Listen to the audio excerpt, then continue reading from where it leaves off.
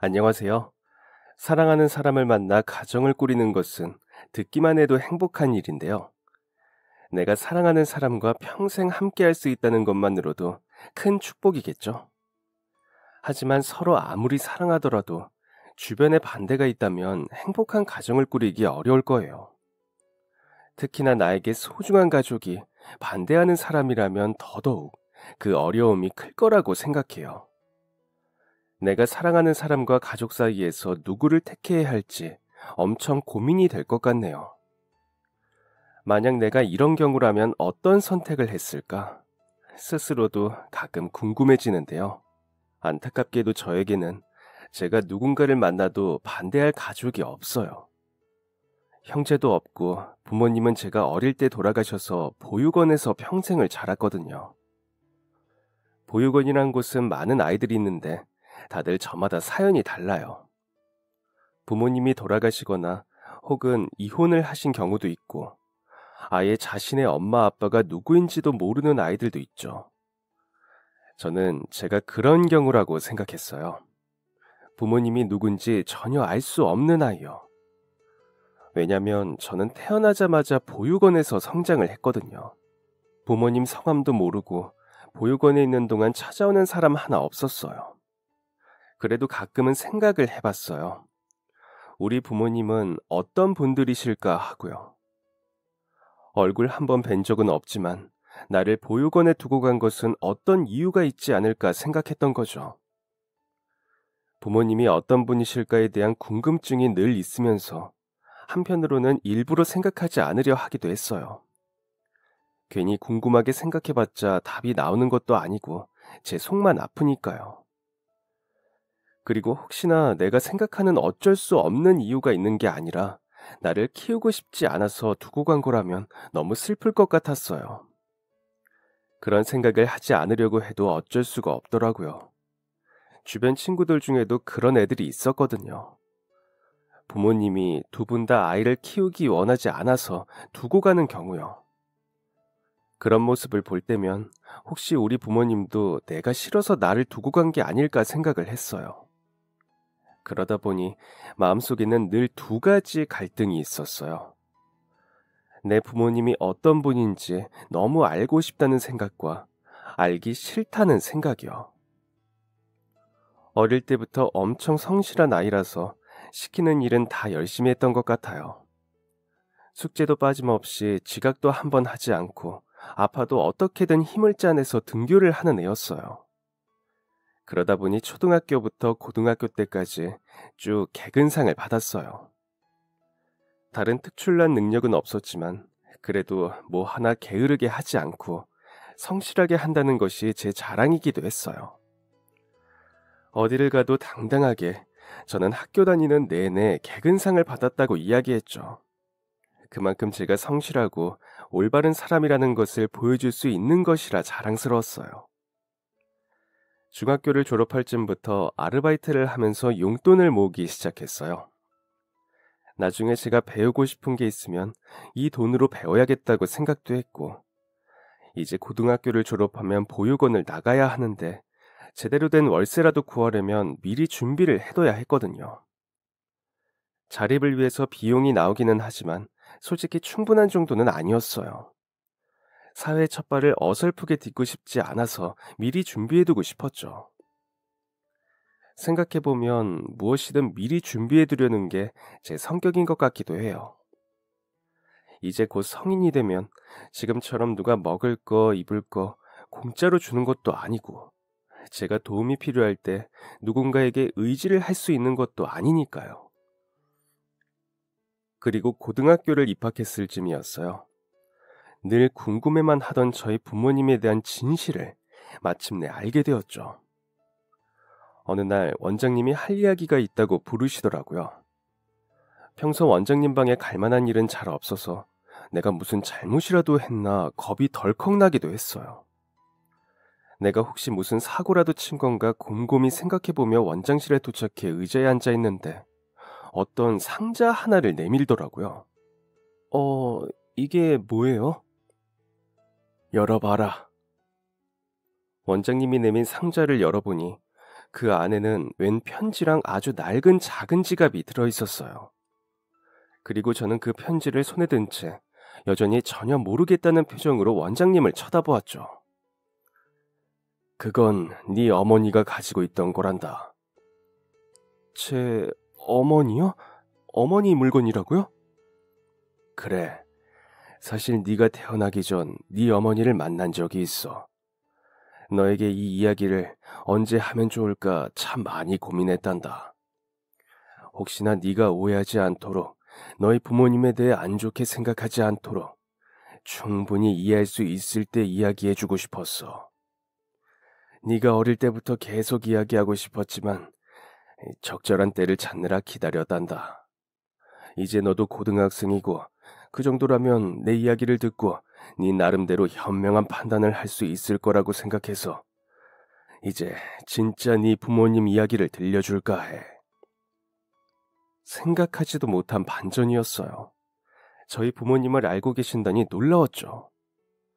그리고 평생을 저희 부모님에 대해서 알 수 없을지도 모른다고 생각했는데 이렇게 저희 어머니를 직접 만나셨다는 분에게 이야기를 들을 줄은 상상도 못했어요. 네가 태어나기 한 3주 정도 전이었을 거야. 그날은 일이 있어서 밖에 나갔다가 들어오는데 웬 여자가 비를 쫄딱 맞은 채 정신을 잃어가고 있었단다. 가까이 다가가 보니 배가 잔뜩 부른 만삭의 임산부처럼 보이더구나. 그대로 두면 큰일 날 것 같아 여자를 깨우는데 고개를 들어 나를 한번 보더니 도와달라는 말을 남기고 정신을 잃고 쓰러지더구나. 처음 어머니를 길에서 발견하신 원장님은 정신을 잃은 어머니를 그대로 두고 갈 수가 없어 다른 선생님들을 불러 우선 보육원으로 데려갔다고 해요. 정신을 잃은 채 식은땀을 밤새 흘리며 끙끙 앓는 어머니를 옆에 붙어서 간호했다고 하더라고요. 어머니는 밤새 끙끙 앓으며 누군가의 이름을 애타게 부르는 듯 하더니 눈물도 흘리셨다고 해요. 나이도 젊어 보이는 아가씨에게 뭔가 사연이 있다고 직감을 한 원장님은 밤새 땀을 닦아주고 돌보면서 눈을 뜨면 이야기를 들어봐야겠다고 생각했어요. 그리고 다음날 아침, 정말 다행히도 어머니는 정신을 차리고 일어났어요. 감사합니다. 갑작스럽게 폐가 많았어요. 아유, 아니에요. 도움이 필요한 사람은 도와야죠. 제가 하는 일이 그건데요. 그런데 이 밤새 끙끙 앓으면서 누군가 이름을 애타게 부르던데 주호였나? 제가 그 이름을 밤새 불렀군요. 제 남편 이름이에요. 어머니는 고개를 떨어뜨리더니 말없이 잔뜩 나온 배를 문질렀어요. 그러더니 이내 그 배 위로 다시 눈물을 뚝뚝 떨어뜨렸다고 하더라고요. 남편은 혹시 지금... 남편은 얼마 전 세상을 떠났어요. 저랑 아이만 두고 갑자기... 아유, 혹시 무슨 사연인지 말해볼래요? 내가 도울 수 있는 일이 있을 수도 있으니까. 그 따뜻했던 말이 위로되었던 건지 어머니는 막 울기 시작했다고 해요. 너무 서럽게 울어서 차마 그만 울라는 이야기도 하지 못할 정도였다고 하더라고요. 그렇게 한참을 계속 눈물만 쏟아내던 어머니는 물 한 모금 마시고 겨우 다시 마음을 진정시켰는지 자신의 사연을 이야기하기 시작했어요. 저는 여기서 멀리 떨어진 곳에서 왔어요. 사실 여기가 어딘지도 제대로 모르고 왔어요. 남편과 저는 어릴 때 알던 사이였는데, 아니, 사실 남편이라고 불러도 될지 모르겠네요. 저희는 혼인신고도 하지 못했거든요. 어머니는 아버지와 어린 시절 알던 사이라고 해요. 두 사람은 어릴 때 한 동네에 살았었는데 아버지가 군대 가면서 서로 연락이 자연스럽게 끊겼어요. 어머니도 부모님과 어린 동생 뒷바라지를 하느라 바빴기에 군대 간 동네 친구에게 연락할 정신은 없었죠. 그렇게 두 사람은 한 몇 년간을 서로 소식도 모르고 지냈는데 우연히 어머니는 퇴근하는 길 버스에서 내리다가 아버지를 마주쳤어요. 시내에서 우연히 만나게 된 게 너무 반가워서 다음날 만나서 밥이나 같이 먹자고 약속했죠. 그렇게 다음날 퇴근을 하는 어머니를 아버지는 같은 버스 정류장에서 기다렸어요. 몇 년 만에 만난 사이였지만 어릴 때 잘 알았기 때문인지 이야기를 하는 내내 말이 잘 통했어요. 대화를 하고 또 해도 끝이 없었죠. 어릴 때의 추억도 이야기 나누고 이런저런 대화를 하다 보니 시간이 훌쩍 갔어요. 늦은 시간이라 아쉬운 마음으로 자리를 떠날 수밖에 없었는데 서로 같은 마음이었는지 괜찮으면 내일도 만나자고 약속했어요. 그렇게 다음날도 다시 만나고 또 약속을 잡고 헤어지며 한 달 동안 거의 매일 만났다고 하더라고요. 넌 요즘 어딜 그렇게 싸돌아다니니? 몇 주를 늦은 시간을 들어오다 보니 집에서 모를 리가 없었어요. 그날도 늦은 저녁 집으로 들어오는데 어머니, 그러니까 제 외할머니의 날카로운 고함이 들렸어요. 깜짝 놀란 어머니는 그냥 일이 늦게 끝났다고 둘러댔지만 할머니는 그때부터 의심을 하기 시작했던 것 같아요. 그도 그럴 게 항상 일만 하고 놀 줄도 모르던 애가 매일을 늦은 저녁 들어오고 얼굴에는 웃음꽃이 피어 있으니 무슨 사달이 나도 났구나 싶었던 것 같아요. 그렇게 매일 얼굴을 보고 이야기를 나누던 두 사람은 어떻게 됐을까요? 영화 속의 모든 남녀 주인공이 그렇듯이 자연스럽게 사랑에 빠졌어요. 사실 서로 호감이 없고서야 아무리 어릴 때 추억이 있다고 해도 매일 만날 수 있었겠어요. 그렇게 천천히 서로에게 스며들듯이 사랑에 빠진 두 사람은 불타는 연애는 아니어도 함께 있으면 즐겁고 행복했어요.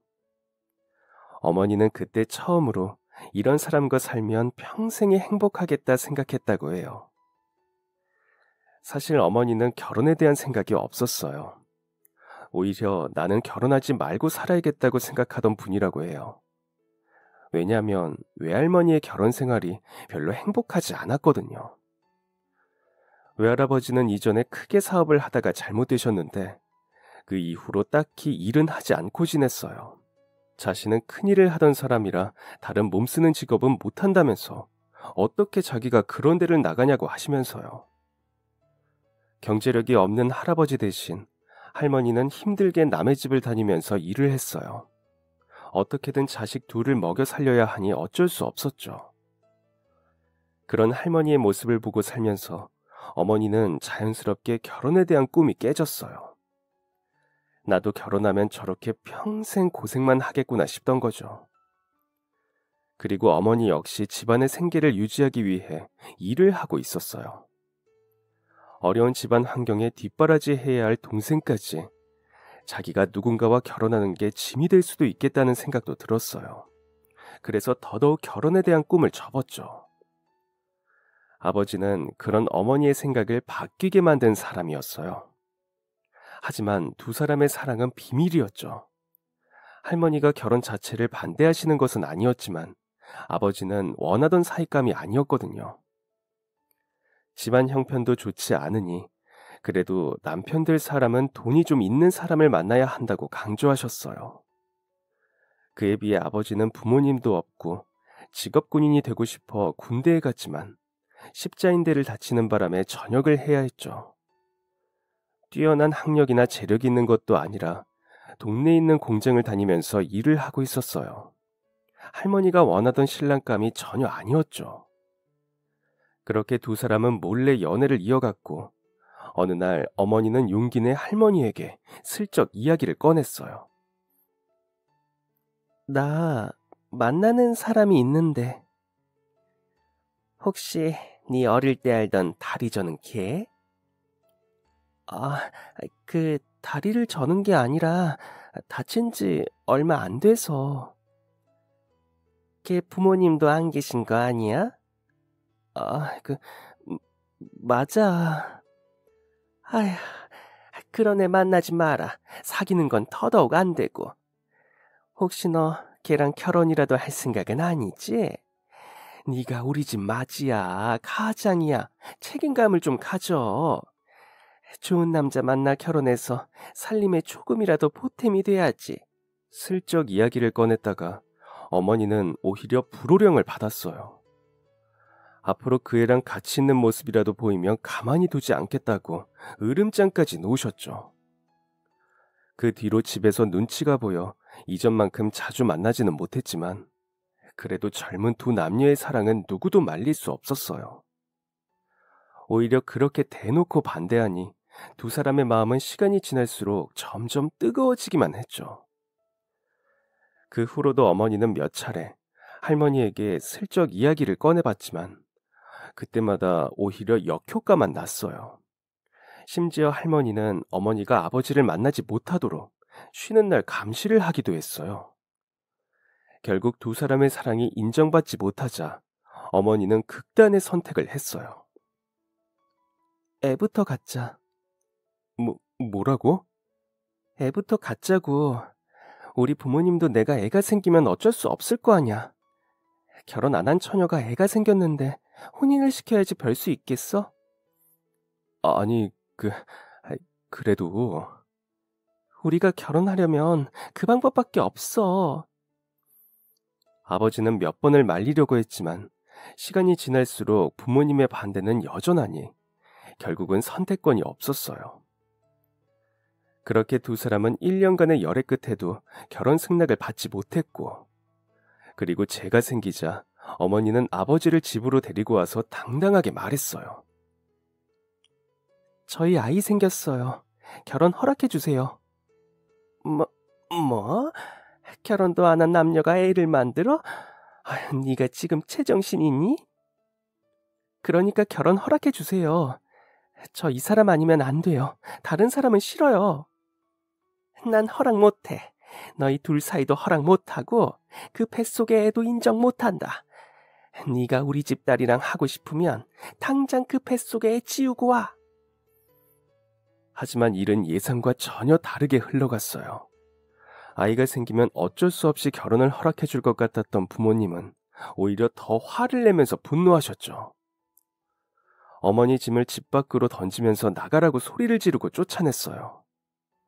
아이를 지우기 전까지 다시는 집에 들어올 생각을 하지 말라면서 그 전까지는 딸 하나 없는 셈 치고 살겠다고 대문을 잠가버렸어요. 어머니는 울면서 제발 결혼 허락해달라고 간절히 빌었지만 통하지 않았어요. 문 앞에서 아무리 무릎을 꿇고 애원해봐도 굳게 닫힌 대문은 열리지 않았죠. 혹시나의 다음날도 찾아갔지만 여전히 부모님은 너 같은 딸 둔 적 없다면서 집 밖으로 쫓아냈어요. 부모님의 허락을 받지 못한 두 사람은 무작정 버스를 타고 떠났어요. 집도 구하고 일자리도 구해서 둘이서도 열심히 일하면서 잘 지내는 모습을 보여주면 할머니, 할아버지도 마음이 바뀌지 않을까 하는 생각이었어요. 아버지와 어머니는 아이를 낳아 행복한 가정을 꾸리겠다는 생각으로 열심히 공장에서 일을 했어요. 하루하루 시간이 지나면서 배가 불러왔고 두 분은 아기를 만날 생각에 들떴어요. 그리고 이렇게 자리를 잡아 나가면 부모님도 허락을 해주지 않으실까 하는 기대도 했죠.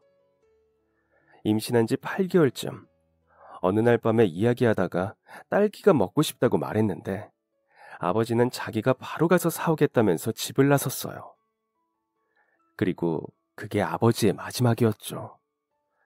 사랑하는 아내와 뱃속에 아이가 먹을 딸기를 구하기 위해 집 밖을 나섰던 아버지는 밤길에 미쳐 사람을 보지 못하고 과속하던 차량에 부딪혀서 도로 밖으로 굴러떨어졌어요. 밤새 지나가는 사람이 별로 없던 터라 사고가 난 이후에도 한참을 아버지를 발견한 사람이 없었다고 해요. 딸기를 사러 나간 아버지가 너무 오래 돌아오지 않자 어머니는 경찰에 신고했고 주변을 수색하던 중 결국 숨을 거둔 한 남성을 발견했어요. 아버지가 숨을 거둔 채 발견됐다는 이야기를 듣자마자 어머니는 세상이 무너지는 것 같았어요. 평생을 함께하고 싶던 유일한 사람이 세상을 떠났으니까요. 그리고 어쩔 수 없이 어머니는 짐을 싸서 다시 부모님 댁으로 갔어요. 남편 없이 혼자 아이를 낳아 키울 수는 없었죠. 하지만 여전히 부모님의 반응은 차가웠어요. 여기가 어디라고 들어오니? 애 치우면 그때 오라고 했는데 배가 잔뜩 부른 채로 들어와? 동네 사람들이 보면 뭐라고 하겠니? 아휴, 세상 창피해서 정말. 너 그 애 어떻게 하기 전까지 다시는 우리 집에 팔 붙일 생각하지 마라. 하지만 남편이... 남편? 결혼도 안 한 애가 무슨 남편이야? 아휴, 참 긴 말할 것 없다. 집에 다시 들어오고 싶으면 너 혼자 들어와. 아니면 다시는 여기 발붙일 생각하지 마라. 동네 사람들 보기 전에 얼른 나가. 어머니, 아버지, 제발 한 번만 용서해 주세요. 제발요. 아휴, 나가. 당장 나가. 제발. 그러면 동생이라도 보고 가게 해주세요. 네? 제 동생이라도 한 번만 보고 가게 해주세요. 남자의 정신 팔려서 가족이고 뭐고 내팽개칠 땐 언제고 이제 와서 동생을 찾아? 우리 아들은 너랑 달라. 걔는 공부 잘해서 나중에 큰 인물이 될 거다. 괜히 옆에서 나쁜 물 들이지 말고. 너 우리 몰래 감히 동생이랑 연락할 생각도 하지 말아라. 그렇게 어머니는 다시 집에서 쫓겨났어요. 어릴 때부터 업어 키우다시피 했던 사랑하는 동생의 얼굴이라도 한번 보고 싶었지만 뒷모습도 보지 못한 채 다시 쫓겨났죠. 그 후로 어떻게 해야 할지 몰랐어요. 그래서 무작정 터미널로 가서 다시 한번 아무 버스나 타고 길을 떠났죠. 버스를 타고 가는 내내 미래가 막막했어요. 앞으로 어떻게 해야 할지, 자신은 지금 무엇을 해야 할지도 알 수 없었죠. 남편도 없이 혼자 아이를 낳아야 하는데 그것도 두려웠어요. 아이가 태어난다면 환영해줄 가족도 없었죠. 자신에게 남은 게 아무것도 없다고 생각했어요. 버스에서 내려 정처 없이 길을 떠돌다가 어디까지 발걸음이 닿는지도 몰랐다고 하더군요. 남편이 세상을 떠난 후로 며칠을 굶었는지도 기억나지 않았다고 해요. 다만 한 가지는 확실했어요. 부모님은 아이를 포기하라고 하셨지만 그럴 수 없다는 것 말이죠. 이런 상황이지만 어머니는 아이를 포기할 생각은 한 번도 하지 않았다고 해요. 작은 생명체가 뱃속에서 움직이는 것이 느껴질 때마다 차마 그럴 수 없었다고요. 그리고 이 아이는 자신이 너무나 사랑했던 사람과의 마지막 추억이기 때문에 절대 그럴 수 없었다고 했죠. 그렇게 밥도 몇 끼를 굶은 임산부가 심한 스트레스까지 받으면서 길을 돌아다니다 보니 정신을 잃은 거예요. 갑작스런 소나기에 몸을 차마 피할 정신도 차리기 어려웠죠. 몸을 숨길 곳으로 어디든 가야 한다는 생각이 들었지만 정신이 아득해지던 그때 원장님을 만나게 된 거예요. 이야기를 들은 원장님은 어머니의 손을 꼭 잡아주셨다고 해요. 그동안 얼마나 힘들었냐고, 고생이 참 많았다고 하면서 말이죠. 그리고 거처를 알아볼 때까지 편하게 지내도 된다고 이야기하셨죠. 아이들이 머무르는 보육원이었지만 선생님 중에도 시설에서 지내면서 일하는 분들이 있어 다행히 방이 남았어요. 어머니는 그곳에서 머물면서 몸도 편히 쉬고 일손도 돕기 시작했죠. 너를 보면 네 엄마가 참 많이 생각나. 너희 엄마도 너처럼 참 성실한 사람이었거든. 자기는 공짜 밥은 못 먹는다면서 잔뜩 부른 배로 일손을 돕는데 앉아서 쉬라고 해도 말을 듣지 않는 사람이었어. 그 당시 있던 아이들도 너희 엄마를 참 좋아했었어. 하지만 보육원에 들어온 지 일주일 정도 지났을 때쯤 어머니는 갑작스런 복통에 시달렸어요. 배가 너무 아파 쓰러지는 소리에 선생님들과 원장님이 달려왔죠. 그리고 급하게 병원으로 옮겼는데 아직 출산일까지 남았는데 배가 너무 아프다니 이상했죠. 병원으로 옮겨져서 의사 선생님이 보시더니 배 안에서 제가 탯줄에 얽혀서 숨을 쉬지 못하는 위험한 상황이라고 하더라고요. 빨리 아기를 꺼내야 하는 응급 상황이라 바로 수술에 들어갔어요. 뭔가를 판단할 겨를도 없이 급하게 응급수술에 들어갔고 그 사이 원장님과 선생님들은 밖에서 기다리고 있었어요. 문제는 이후부터였어요. 어머니가 자신의 이름이나 생년월일을 제대로 이야기한 적이 없었던 거죠. 급하게 다른 선생님이 방에 있던 소지품 중에 신분증을 찾아보겠다고 나섰는데 어머니의 짐가방 안에는 버스표랑 옷가지 몇 개가 전부였어요. 수술만 잘 마치고 나오면 어머니에게 직접 물어보면 되겠다고 생각하고 있었는데 안쪽에서는 아이의 출산을 알리더니 이내 응급 상황이 이어졌어요. 갑자기 심정지가 온 어머니가 심장이 뛰지 않은 거죠. 바로 응급 상황에 대처했지만 어머니는 결국 테이블 위에서 숨을 거뒀어요. 태어난 채 울음소리도 한번 들어보지 못한 채 세상을 떠나셨죠.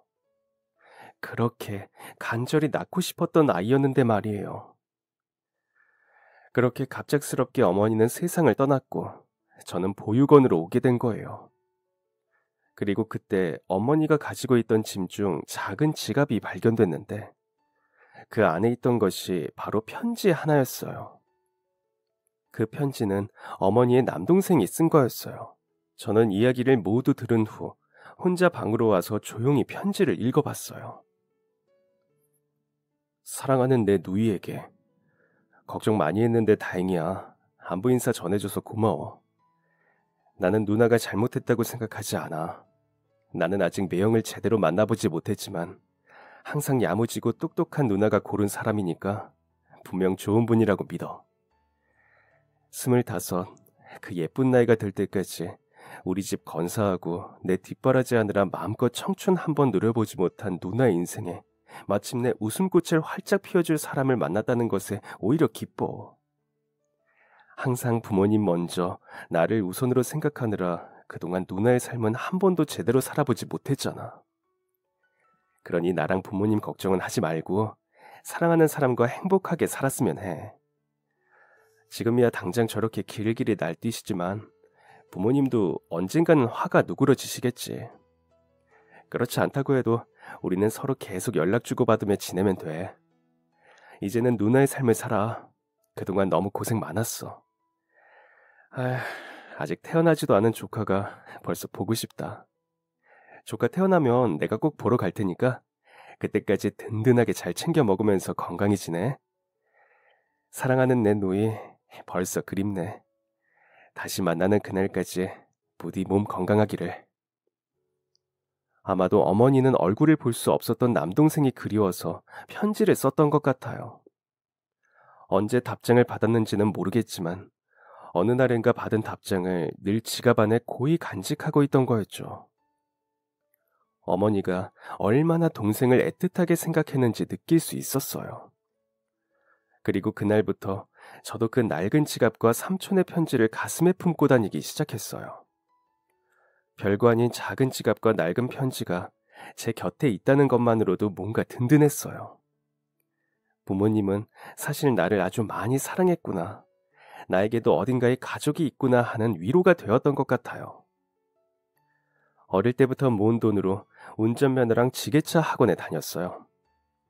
지게차 면허 교육을 받고 3톤 이상 차량도 운전할 수 있는 자격시험도 합격했어요. 그리고 일자리를 알아보는 동안 새벽에 배달이 끝나고 나면 이어서 신문 배달을 했죠. 그러던 어느 날 새벽, 신문을 열심히 돌리고 다시 인쇄소로 돌아가고 있는데 길을 걷던 할머니가 갑자기 들고 있던 비닐봉지가 터지더니 안에서 사과랑 귤이 대굴대굴 굴러서 도로를 향해 갔어요. 그걸 주우려고 갑자기 도로로 뛰어드시는데 맞은편에서 차가 오는 게 보여서 저도 모르게 몸을 날려서 할머니에게 달려갔어요. 할머니를 감싸안고 눈을 질끈 감은 채 바닥에 누웠는데 다행히 차가 가까스로 멈춰 섰더라고요. 이제 괜찮으세요? 차 안에서 다급하게 한 남자가 뛰어나와서는 할머니와 저를 살폈어요. 할머니는 자기는 아무데도 다친 데가 없다고 이 청년 덕분이라고 하시면서 남은 과일을 주어서 다시 갈 길을 가셨어요.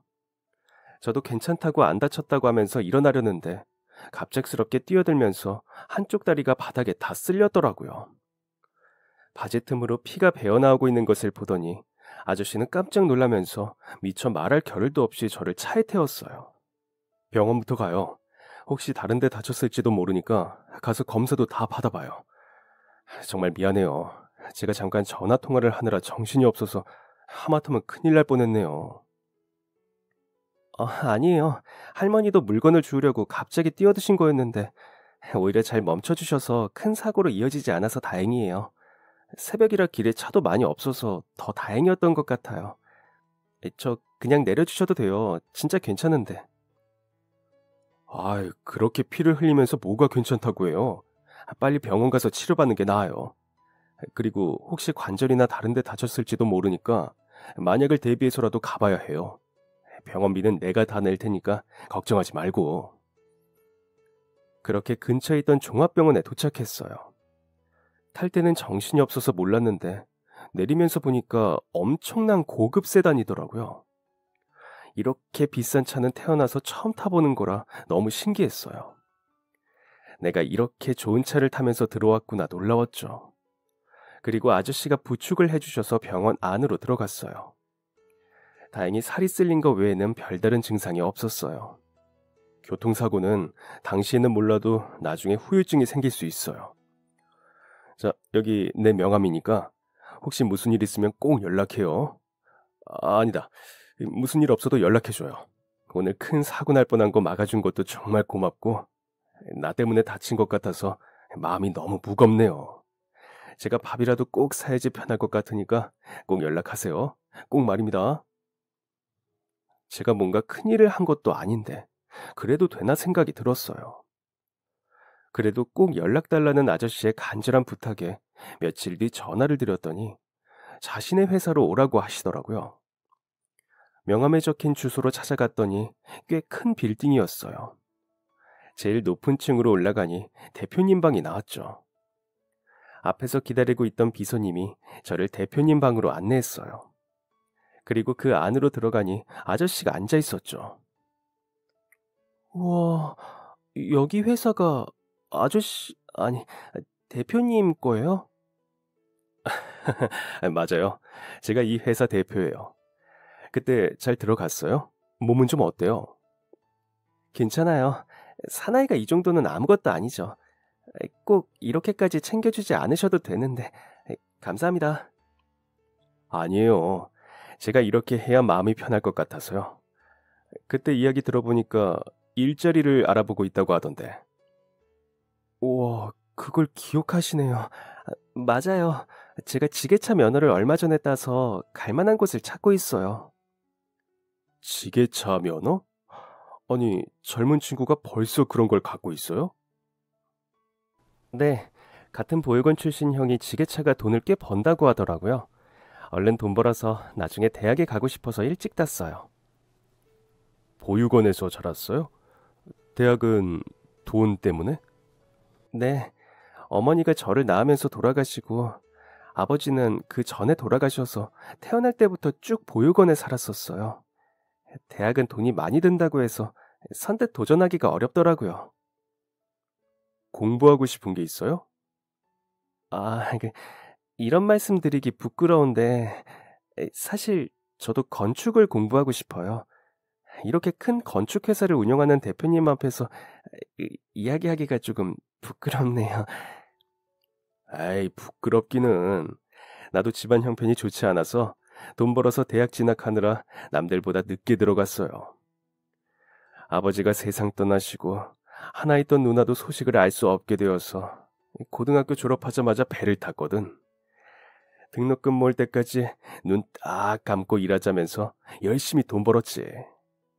안 그래도 그때 일자리를 알아보고 있다고 해서 내가 소개를 해주려고 했는데 마침 잘 됐구만. 우리 건설 현장에서 일하면 되겠어. 지금 아파트 짓는 곳이 있는데 거기 일손이 좀 필요했거든요. 어때요? 우리 현장에서 한번 일해볼래요? 정말요? 전 너무 좋죠. 계속 일할 곳 알아보고 있었는데 감사합니다. 정말 열심히 하겠습니다. 바로 다음 날부터 대표님이 소개해준 현장에서 일을 하게 됐어요. 처음에는 현장 경험도 많이 없고 나이도 어려서 일하는 분들이 다들 탐탁치 않아 있지만 그럴수록 제가 더 잘하는 모습을 보여줘야겠다 싶어서 이악 물고 열심히 버텼어요. 그리고 그렇게 하나씩 배워나가니까 실력은 꾸준히 오르더라고요. 일한 지 3개월째부터는 누가 옆에서 봐주지 않아도 베테랑처럼 척척 할 수 있게 되었죠. 열심히 일한다는 소문이 대표님 사무실까지 들어갔나 봐요. 가끔 대표님이 전화하셔서 일 잘하고 있다고 들었다면서 소개해준 내가 다 뿌듯하다며 자랑스러워 하셨어요. 용돈으로 쓰라면서 종종 돈을 보내주기도 하셨고요. 그리고 근무한 지 6개월쯤 되었을 때 그동안 고생했다며 회식이라도 한번 하자고 대표님이 직접 현장으로 오셨어요. 다 같이 소고기집에 가서 신나게 먹고 마시면서 회포를 풀었죠. 한참 술자리가 무르익으면서 다들 담배를 피우려 우르르 밖으로 나갔어요. 저희 테이블에는 저랑 대표님만 남았죠.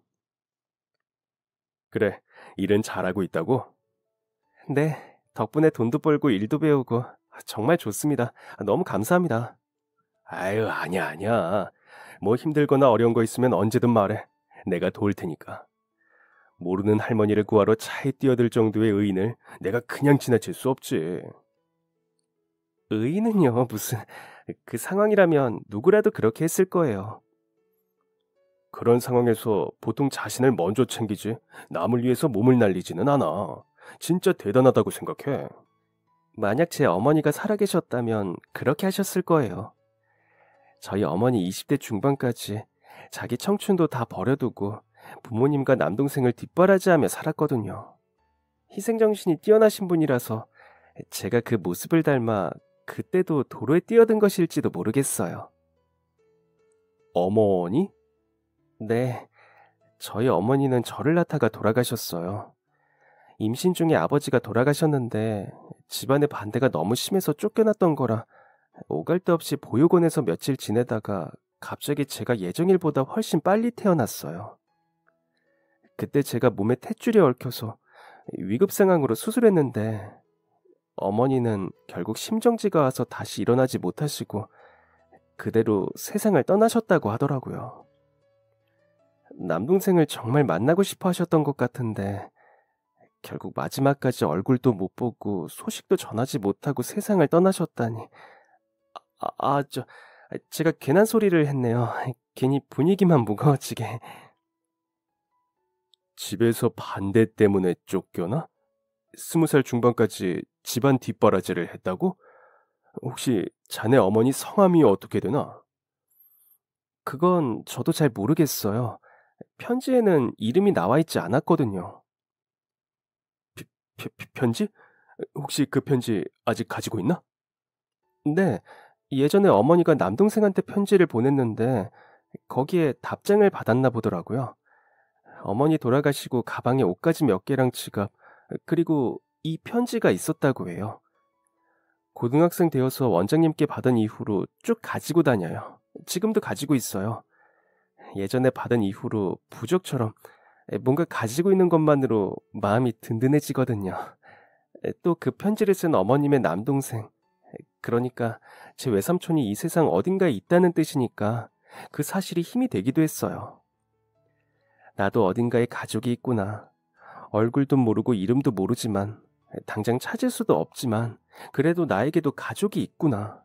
그런 희망이 생기더라고요. 그러면 혹시 실례인 줄은 알지만 그 편지 나 좀 보여줄 수 있을까? 그럼요. 보여드릴게요. 잠시만요. 저는 주머니에서 낡은 지갑을 꺼내서 안쪽에 들어있던 꼬깃꼬깃 접혀있던 편지를 꺼냈어요. 그런데 대표님은 갑자기 그 지갑을 들더니 저를 한번 보시고는 눈물을 뚝뚝 흘리기 시작하시더라고요. 그러면서 그 오래된 지갑을 마치 귀중한 보물을 만난 것처럼 손으로 조심스럽게 매만졌어요. 한참을 그렇게 지갑을 들여다보더니 편지를 펴들고 읽기 시작했죠. 편지를 한 글자씩 읽어 내려가시면서 사장님의 눈에는 어느새 눈물이 가득 차올라서 속수무책으로 흘러내리고 있었어요. 담배를 피우고 돌아오려던 아저씨들은 그 모습을 멀리서 보고는 분위기가 영 심상치 않다고 느꼈는지 다시 나가시더라고요. 이 편지 자기 어머니가 가지고 있었다고? 이 지갑도? 네, 맞아요. 왜 그러세요? 어머니가 집안에서 결혼을 반대한다는 이야기는 어떻게 알았나? 원장님이 이야기해 주셨어요. 어머니가 보육원에서 며칠 계시는 동안 이야기하셨대요. 아버지가 고아에 군대에서 다리를 다치면서 전역해서 절름발이라고. 부모님이 절대 안 된다고 반대를 하셨다고. 그래서 우선 아이라도 생기면 결혼을 허락해주지 않으실까 해서 임신을 했는데 그래도 여전히 반대하시면서 아예 집에서 쫓아내셨대요. 마지막으로 남동생 얼굴이라도 보고 가게 해달라고 했는데 아이 지우기 전에는 절대 안 된다고 쫓겨났다고. 그러더니 대표님은 저를 붙잡고 막 울기 시작했어요. 지갑과 편지 그리고 저를 번갈아 보시면서 이제는 정말 엉엉 소리가 날 정도로 우시더라고요. 저는 당황스러워서 어떻게 해야 할지 모르고 있었는데 갑자기 대표님이 저에게 이야기했어요. 네가 우리 조카라니. 네가 그렇게 애타게 찾던 내 조카였다. 네가 내 조카가 여기 있었다. 네? 조카요? 이 편지에 내가 쓴 거란다. 예전에 소식을 알 수 없게 된 누나가 있다고 한 거 기억나니? 사실 그때 우리 누나가 부모님이 남자가 가난하고 다리를 전다면서 만남을 반대했어. 누나는 어떻게든 그 남자랑 결혼하고 싶다고 부모님을 설득하려 했는데 당시 우리 어머니는 귀를 닫고 아예 듣지를 않으셨지. 아이를 임신했다고 부모님께 말하러 온 이후로 나는 누나를 다시는 보지 못했단다. 남편이 세상을 떠난 후 다시 찾아온 것도 몰랐어. 부모님이 전혀 이야기하지 않으셨거든. 예전에 누나가 아이가 생겼다고 이야기하고 얼마 지나지 않아 내게 편지를 보냈어. 그 집 주소로 나도 답장을 보냈지. 그 후로 오랫동안 연락이 없어서 예전에 편지 보낸 주소로 찾아갔었는데 다른 사람이 살고 있더구나. 이전 사람들은 어떻게 됐는지 모른다면서 그렇게 주변을 수소문해봐도 아무도 누나에 대해서 아는 사람이 없었어. 잘 지내는지 그것만이라도 알고 싶어서 애타게 찾았는데 도저히 소식을 알 수 없더구나. 근데 누나가 세상을 떠났을 줄이야. 어딘가에서 아이 낳고 사랑하는 남편과 잘 살고 있지 않을까 생각해도 우리 누나가 세상을 떠났다니. 마지막으로 인사도 하지 못했는데. 알고 보니 그 편지는 대표님이 쓰신 거였어요. 오랫동안 그 편지를 가지고 다니면서 어딘가에 가족이 있을 거라고 생각했는데 이렇게 코앞에 나타났었다니. 등잔 밑이 어둡다는 말은 이럴 때 쓰는 건가 싶어요. 그렇게 그날 회식 자리는 처음 시작과 다르게 눈물과 감동이 벅차오르는 가족 상봉의 시간이 되었어요. 그리고 대표님은 제가 지냈던 보육원으로 방문해 원장님과 이야기를 나눴어요. 누나가 사망한 후 유골을 유택동산에 뿌렸다는 이야기를 듣고 저와 함께 그곳을 방문했죠. 저도 이야기만 들었지 한 번도 방문해 본 적이 없던 곳이었어요. 외삼촌은 예전에 누나가 좋아했다는 크림빵을 사들고 한참을 앉아있다가 돌아왔어요. 그리고 다음 날은 저를 데리고 산소를 찾았어요. 거기에는 처음 보는 이름의 묘지 2개가 나란히 있었죠. 인사해. 여기는 너희 외할아버지, 외할머니야. 안녕하세요. 어머니, 아버지, 손주 왔어요. 누나가 혼자 아이를 낳았어요. 참 멋진 청년으로 잘 컸죠. 어머니, 아버지, 알고 보니 누나도 저 세상에 갔더라고요. 혹시 거기서 만나셨어요? 다시 만나서 이제는 용서하셨어요? 그때 조금만 더 이해해 주셨다면, 누나를 받아주셨다면. 삼촌은 산소에다가 이야기하다가 다시 눈물을 흘리시더라고요. 그 후 삼촌은 사랑하는 누나를 유택동산에 두고 오는 게 마음에 걸린다며 가지고 계신 땅에 묘목을 하나 사서 심었어요. 그리고 그 앞에 누나 이름을 적은 팻말도 세웠죠. 그리고 그때 처음으로 저희 어머니 성함도 알게 되었어요. 우리 어머니가 이런 이름이었구나. 이름도 참 곱다 싶었죠. 저는 살던 집을 정리하고 삼촌이 사는 곳으로 들어갔어요. 아직 초등학생인 사촌 동생도 만나볼 수 있었죠.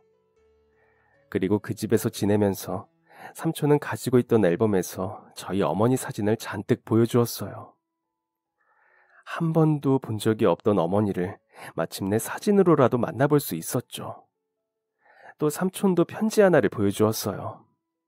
오래전 어머니가 삼촌에게 안부를 전한 그 편지였어요. 마침내 두 분이 주고받은 편지가 한자리에 모이게 되었죠. 삼촌도 떠나간 누나를 그리워하면서 아주 오랫동안 받았던 편지를 간직하고 있었더라고요. 그리고 저는 이제 낡은 지갑에 삼촌이 썼던 편지 대신 어머니의 사진을 가지고 다녀요. 삼촌이 써준 편지는 어머니가 쓰셨던 것과 함께 잘 코팅해서 제 책상 서랍에 모셔두었거든요. 이제는 힘든 일이 있을 때마다 어머니 사진을 보면서 일어나는데요. 삼촌 덕분에 본격적으로 대학 갈 공부도 시작했어요.